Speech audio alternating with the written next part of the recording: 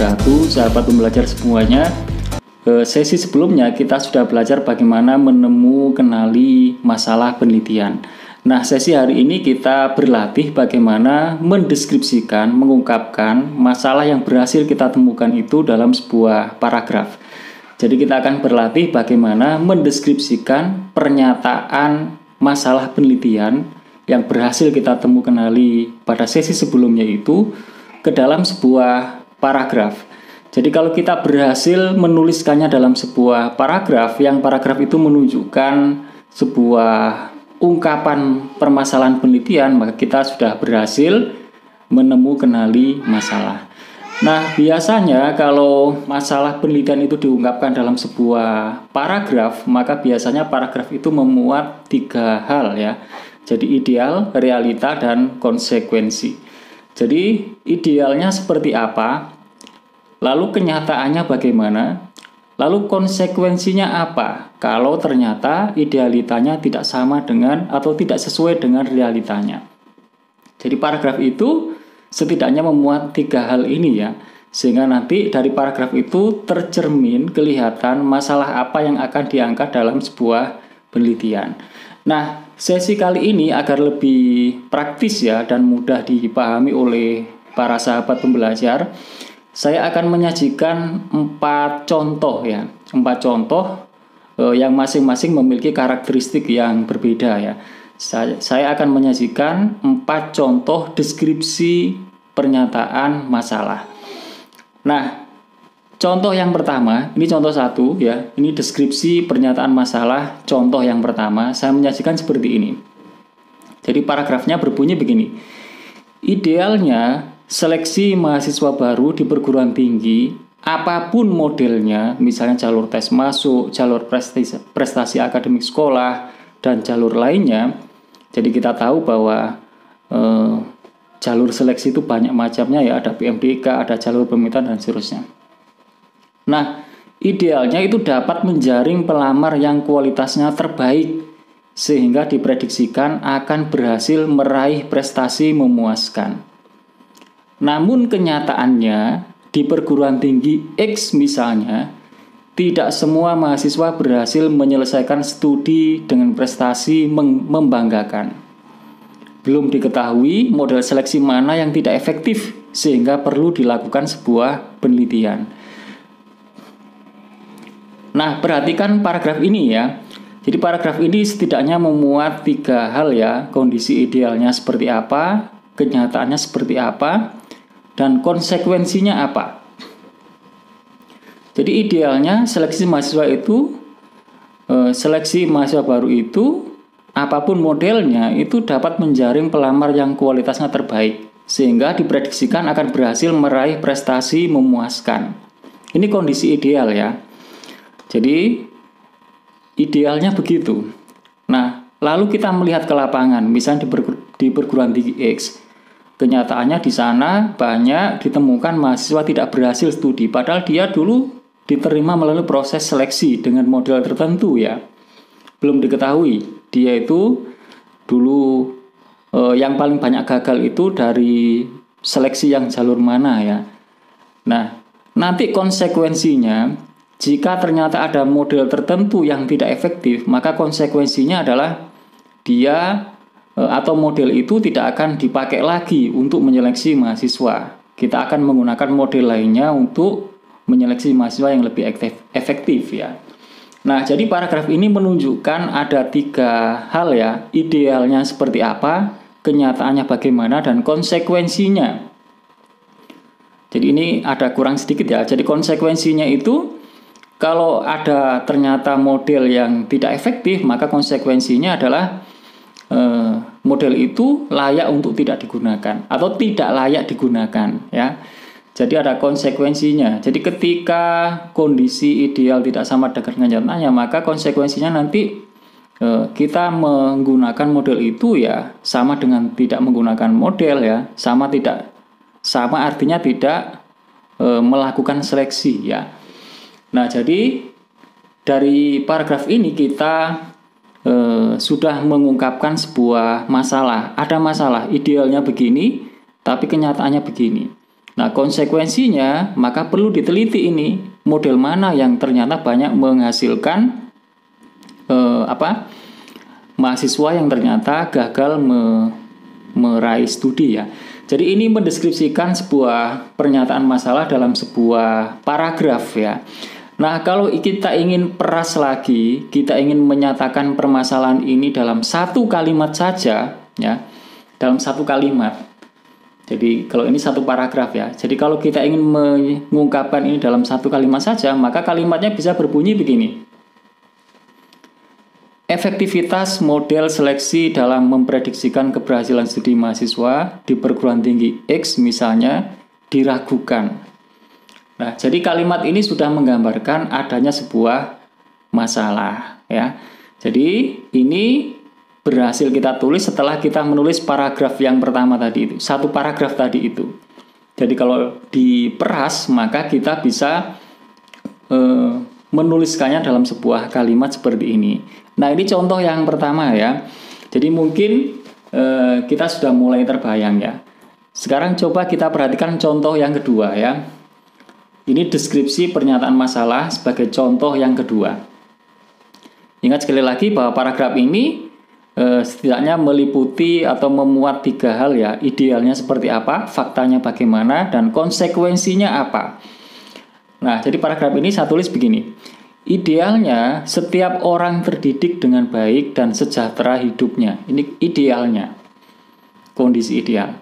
Namun faktanya ada orang yang berkeyakinan bahwa tingkat pendapatan seseorang berkaitan dengan tingkat pendidikannya.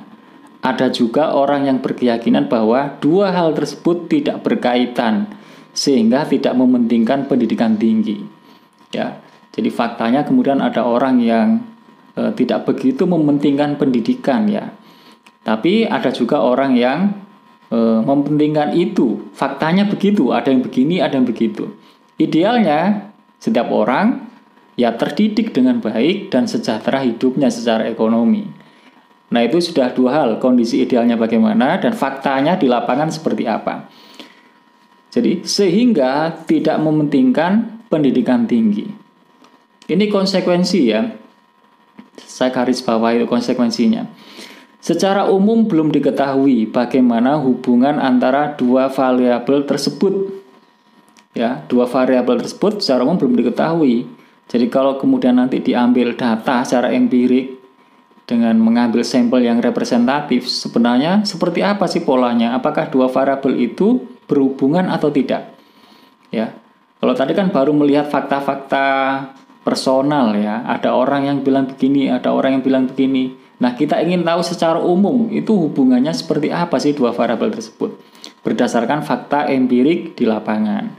Nah, jadi dari satu paragraf ini kita sudah mengungkapkan ada sebuah persoalan ya. Jadi idealnya begini, faktanya begini, sehingga kalau ini tidak diteliti ya, jadi kita ingin memberikan pengetahuan baru, oh ternyata secara umum polanya begini nih.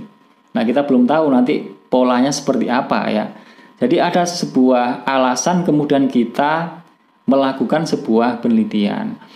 Nah, jadi paragraf ini sudah cukup menggambarkan sebuah pernyataan masalah ya, statement atau problem statement ya, pernyataan masalah. Nah, perhatikan kalau paragraf ini diperas, dijadikan satu kalimat saja, maka pernyataan masalahnya kan bisa berbunyi begini. Hubungan antara tingkat pendidikan dan tingkat pendapatan belum diketahui. Jadi kalau paragraf tadi kita peras, kita ringkas, maka kalimatnya bisa berbunyi begini. Ini adalah pernyataan masalah yang ditulis dalam satu kalimat ya. Kalau tadi dalam satu paragraf. Jadi kalau dalam satu kalimat, maka problem statement-nya bisa berbunyi begini. Hubungan antara tingkat pendidikan dan tingkat pendapatan belum diketahui. Ini masalah ya, yang kemudian mendorong kita untuk melakukan sebuah penelitian untuk menjawab itu. Nah, cukup jelas ya, ini contoh yang kedua. Nah, perhatikan contoh yang ketiga ya. Deskripsi pernyataan masalah untuk contoh yang ketiga, saya menulis begini. Idealnya, suatu bentuk tes belajar disesuaikan dengan gaya belajar atau jenis kecerdasan siswanya. Namun, fakta umumnya, tes dibuat dalam bentuk satu model untuk semua siswa, apapun jenis kecerdasannya. Jadi kita melihat begitu kan ya faktanya. Hal ini dapat meragukan keadilan suatu tes. Ini konsekuensinya. Jadi konsekuensinya kalau tesnya begitu, satu model untuk semua, itu kan meragukan keadilan. Jadi tes jenis tertentu, misalkan dikemas dalam bentuk tes tulis yang soal cerita, itu mungkin cocok untuk anak linguistik, tapi mungkin tidak cocok untuk anak kinestetik misalnya ya. Sehingga ini meragukan unsur keadilan. Padahal keadilan itu adalah salah satu kriteria tes yang harus dipenuhi ya. Tes itu harus berkeadilan. Nah, belum banyak tes yang dirancang khusus sesuai jenis kecerdasan siswa, sehingga perlu dilakukan penelitian pengembangan.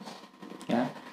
Jadi, narasi ini, satu paragraf ini cukup menggambarkan atau mendeskripsikan sebuah pernyataan masalah ya. Sudah terbayang idealnya seperti apa, fakta di lapangannya seperti apa, lalu konsekuensinya apa sih kalau ada tes yang tidak sesuai dengan jenis kecerdasan. Jadi berarti sudah menunjukkan urgensinya kenapa ini perlu dilakukan sebuah penelitian.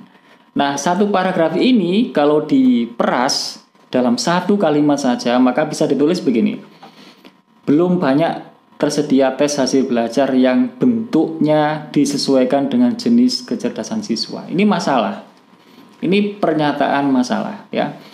Jadi yang kemudian mendorong kita untuk melakukan sebuah penelitian pengembangan. Kita lalu akan nanti mengembangkan sebuah tes yang sesuai dengan jenis kecerdasan siswa. Nah, begitu ya. Nah, ini contoh yang ketiga, sudah mulai mengerucut ya.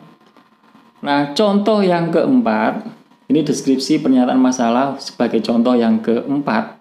Yang terakhir ya, saya akan memberikan 4 contoh saja. Harapannya nanti dari 4 contoh ini kita bisa belajar bagaimana polanya ya. Lagi-lagi paragraf ini menggambarkan atau memuat ada kondisi idealnya gimana, faktanya gimana, lalu konsekuensinya apa nanti ya. Saya tulis begini: idealnya lulusan program pendidikan keguruan dan pendidikan profesi keguruan menghasilkan lulusan yang siap untuk menjadi guru di sekolah, meliputi kesiapan pengetahuan, keterampilan, dan sikap. Namun faktanya, berdasarkan hasil uji kompetensi guru, masih banyak ditemukan guru kurang memuaskan hasil tesnya. Perlu dilakukan penelitian evaluasi terhadap program tersebut. Jadi paragraf ini menggambarkan adanya sebuah masalah ya. Harusnya lulusan program pendidikan keguruan sudah siap, tidak ada lagi masalah dengan kompetensi pengetahuan, keterampilan, dan sikap. Tapi faktanya masih banyak ditemukan hal-hal yang kurang memuaskan. Nah, ini ada sebuah masalah, sehingga ini mendorong kita untuk melakukan evaluasi program pendidikan keguruannya. Perlu dievaluasi apakah ada sesuatu dari aspeknya yang kurang berjalan dengan baik misalnya ya. Nah, dari 4 contoh ini kita bisa belajar ya. Ingat tadi polanya, paragraf untuk menyatakan sebuah masalah itu kalau dia dalam satu paragraf saja maka sebaiknya memuat 3 hal ya. Idealnya bagaimana, realitasnya bagaimana, dan konsekuensinya apa kalau ternyata ada ketidaksesuaian antara idealita dengan realita itu, sehingga kemudian kelihatan urgensi penelitiannya di mana.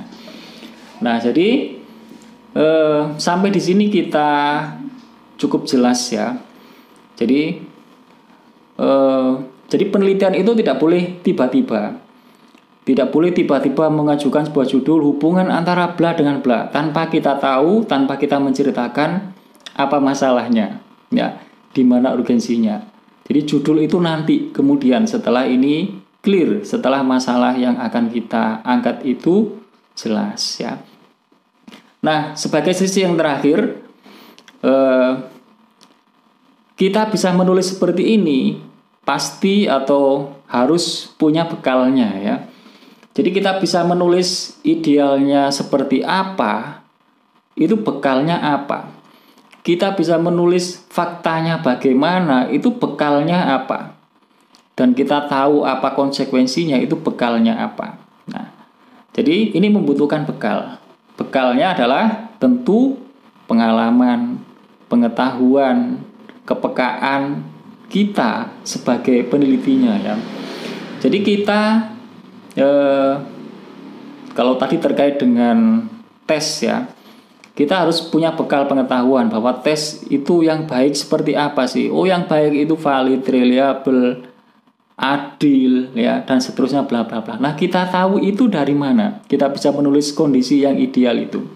Ya dari kita, dari pengetahuan kita itu membaca referensi ya. Jadi membaca jurnal, buku, membutuhkan itu ternyata. Nah, kita bisa menulis faktanya bagaimana, itu juga perlu bekal. Jadi kita dasarnya apa bisa menceritakan tentang fakta itu. Mungkin itu bekalnya adalah kita dari hasil pengamatan secara langsung, mungkin membaca dari hasil laporan, hasil survei ya yang menggambarkan kondisi saat ini dan seterusnya. Jadi tidak mengarang, tapi menulis fakta itu butuh sumber ya. Kita bisa mengatakan itu dari mana? Oh, ini hasil studi pendahuluan saya misalnya mengamati di sebuah sekolah misalnya. Jadi ada bekalnya, ada sumbernya ya. Dan kita tahu konsekuensinya itu juga karena kita memiliki pengetahuan yang kita dapatkan dari beberapa referensi, pengalaman dan seterusnya. Nah, itu ya. Jadi sesi ini kita sudah belajar bagaimana mendeskripsikan sebuah masalah penelitian itu dalam sebuah paragraf dan juga dalam sebuah kalimat ya. Nah, berikutnya nanti kita akan belajar bagaimana membuat pertanyaan penelitian yang terkait dengan masalah itu ya. Jadi ikuti video berikutnya. Jadi lanjutan dari video ini kita berlatih bagaimana membuat pertanyaan penelitian. Ikuti video berikutnya. Selamat belajar, salam sukses sejati.